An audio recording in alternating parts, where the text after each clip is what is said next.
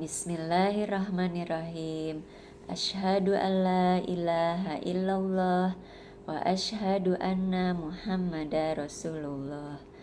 Allahumma sholli ala Muhammad wa ala alihi wa ashabihi ajmain. Rabbishrahli sadri wa yassirli amri wahlul 'uqdatam min lisani yafqahu qawli. Ananda solih wasolihah, apa kabar semuanya? Alhamdulillah. Assalamualaikum warahmatullahi wabarakatuh. Semoga senantiasa semua dalam keberkahan Allah, dalam perlindungan Allah, tetap berada dalam kesehatan dan keimanan ya. Masya Allah, bagaimana? Kalian tetap semangat kan meskipun kita masih belajar online. Tetap semangat belajar mengkaji ilmu-ilmu Allah, terutama kita sama-sama mengkaji Al-Quran, menghafalkannya, memahami dan mencoba mengamalkan dalam kehidupan sehari-hari. Hari ini kita akan mengkaji surah Al-Bayyinah. Apa makna Al-Bayyinah? Iya, betul, bukti yang nyata. Al-Bayyinah di dalam Al-Quran merupakan surah yang ke-98. Terdiri dari 8 ayat, diturunkan di kota Madinah sehingga termasuk surah Madaniyah. Kita akan bahas nanti ayat 6, 7, dan 8-nya ya. Tapi sebelumnya kita murojaah dulu seperti biasa ayat 1 sampai 8. Kita baca ta'awuz dan basmalah. A'udzu billahi minasyaitonir rajim. Bismillahirrahmanirrahim. Lam yakunil ladzina kafaru min ahlil kitabi wal musyrikina munfakkina hatta ta'tiyahumul bayyinah.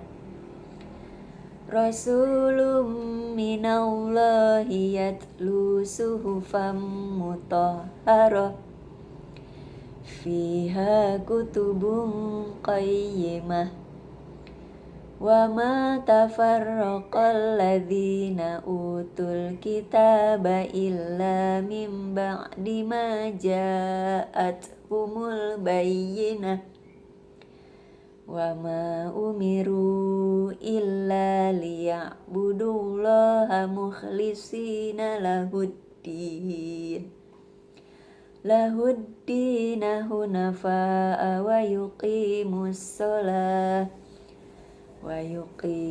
sholata wa yu'tuz zakata wa dzalika dinul qayyimah. Innal ladzina kafaru min ahlil kitabi wal musyrikina fi nari jahannam khalidina fiha ulaika hum syarrul bariyah.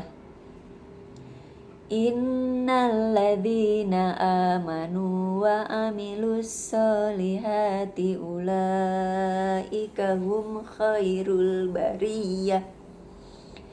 Jazaohum inda rabbihim jannatu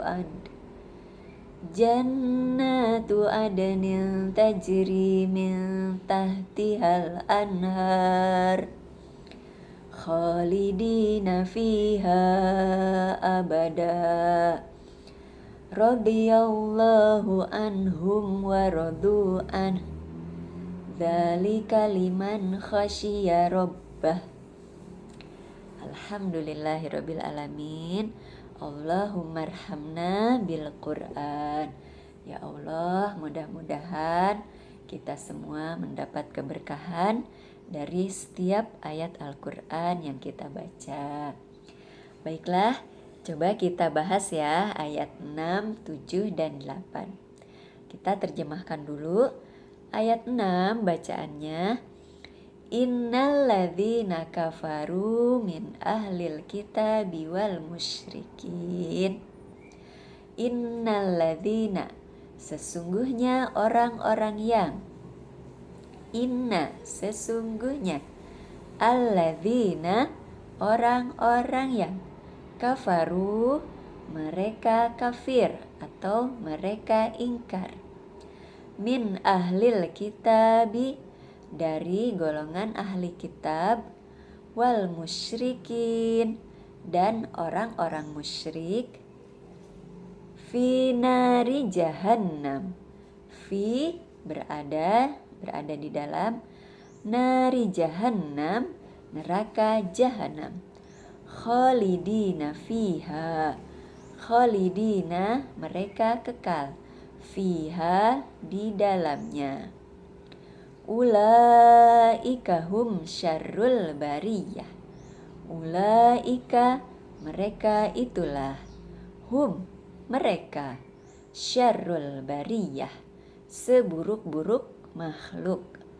Nah, jadi di ayat 6 tadi Allah Subhanahu wa ta'ala menegaskan bahwa orang-orang kafir dari golongan ahli kitab dan orang-orang musyrik itu nanti di akhirat mereka akan berada di dalam neraka jahanam, dan mereka adalah seburuk-buruk makhluk.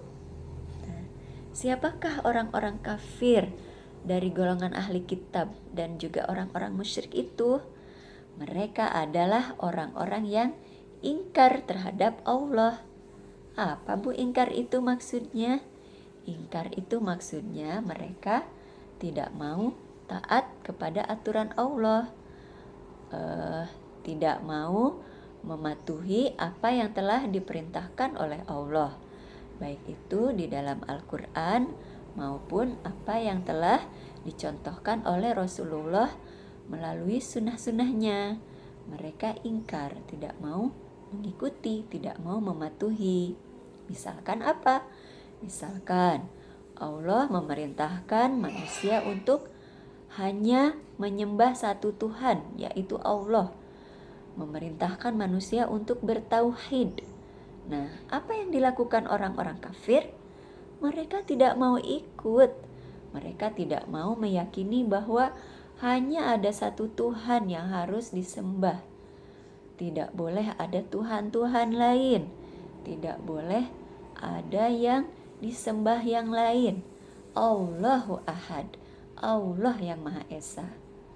Nah, kemudian apa itu orang-orang musyrik? Orang-orang musyrik artinya adalah orang-orang yang mensekutukan Allah, orang-orang yang bersyirikat dalam hal menyembah Tuhan. Jadi sama dengan orang kafir tadi.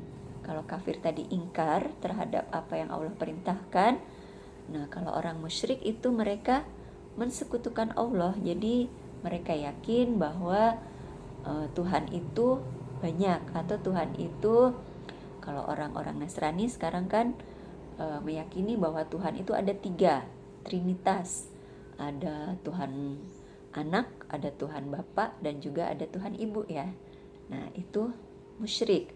Kemudian di keyakinan yang lain, di agama Hindu misalkan, mereka meyakini banyak dewa. Nah itu adalah orang-orang musyrik. Nah orang Islam yang mengaku sebagai Islam tapi juga meyakini ada Tuhan lain yang disembah selain Allah, itu juga bisa tergolong orang-orang musyrik. Makanya hati-hati. Nah itu di manakah mereka tempatnya nanti di akhirat? Mereka tempatnya adalah fi nari jahannam, berada di dalam neraka jahanam. Ulaika hum syarrul bariyah, dan mereka adalah seburuk-buruknya makhluk. Kalian pernah lihat gak makhluk yang buruk? Seperti apa wujudnya? Mungkin kalian pernah mengetahui ya dalam bayangan atau dalam film ya, atau di dalam buku-buku dongeng. ada yang namanya monster. Monster itu serem ya. Nah, buruk wajahnya, digambarkan berwajah buruk. Nah, nanti orang-orang kafir dan orang-orang musyrik itu juga akan terlihat buruk sekali di neraka itu. Nah, mau nggak seperti itu? Nggak mau, jangan pernah mau. Makanya kita harus selalu taat kepada perintah Allah, harus selalu yakin, beriman dari sekarang sampai nanti dan selamanya. Mudah-mudahan kita tetap berada dalam keimanan untuk yakin hanya ada Allah sebagai satu-satunya Tuhan yang kita sembah, Allahu Ahad. Nah, dengan demikian mudah-mudahan kita terjaga dari dimasukkan ke dalam Allah, ke dalam api neraka, dan dijadikan sebagai makhluk yang buruk. Gak mau kan? Nah, jadi maunya bagaimana? Nah, maunya kita seperti yang digambarkan di dalam ayat ke-7. Apa bunyinya ayat ke-7? Alladzina innalladzina amanu wa amilus solihati, inna sesungguhnya alladzina orang-orang yang amanu mereka beriman, wa amilus solihati dan beramal soleh, ulaika hum khairul bariyah mereka adalah sebaik-baiknya makhluk. Bagaimana makhluk yang paling baik itu? Makhluk yang paling baik adalah makhluk yang paling indah, paling bagus apabila kita lihat, paling sedap untuk dipandang, paling nyaman apabila kita berada di dekatnya. Contohnya apa? Contohnya misalkan makhluk Allah yang ada di dunia ya, yang Allah ciptakan baik atau indah, misalkan bunga. Kalian pernah melihat bunga? Indah ya, bunga itu warnanya warna-warni. Terus bagaimana kalau kita cium? Wangi, harum semerbak. Terus apabila kita berada di dekatnya, kita merasa nyaman karena udaranya terasa segar, banyak oksigen yang dikeluarkan dari tumbuhan bunga itu. Kemudian demikian juga dengan orang yang beriman dan beramal soleh itu, mereka adalah sebaik-baiknya makhluk.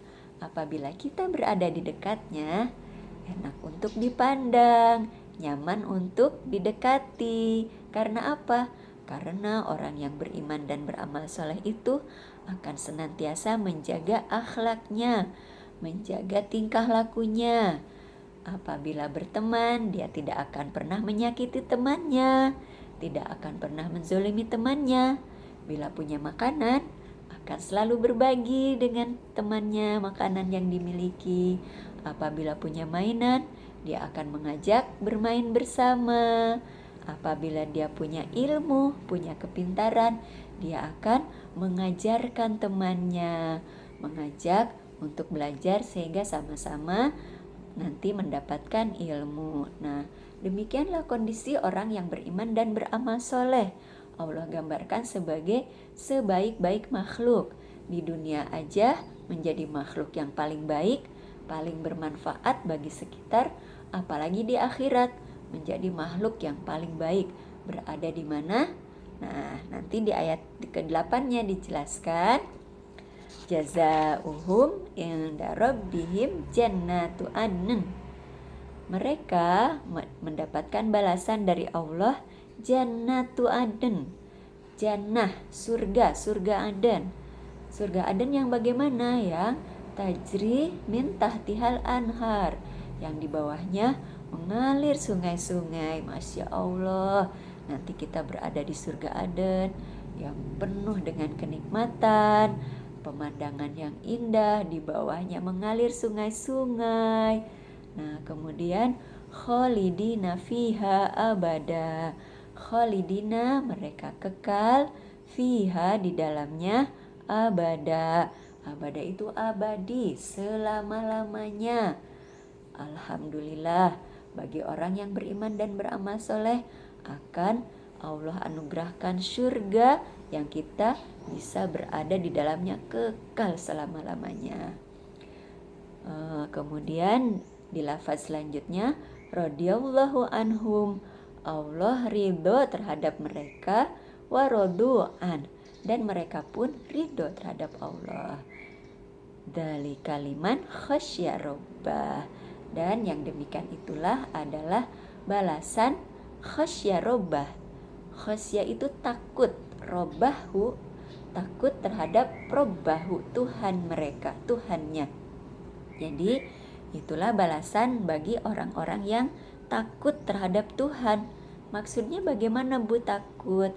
Maksudnya ketika di dunia Allah melarang sesuatu yang buruk untuk dikerjakan, mereka tidak kerjakan karena takut kepada Allah.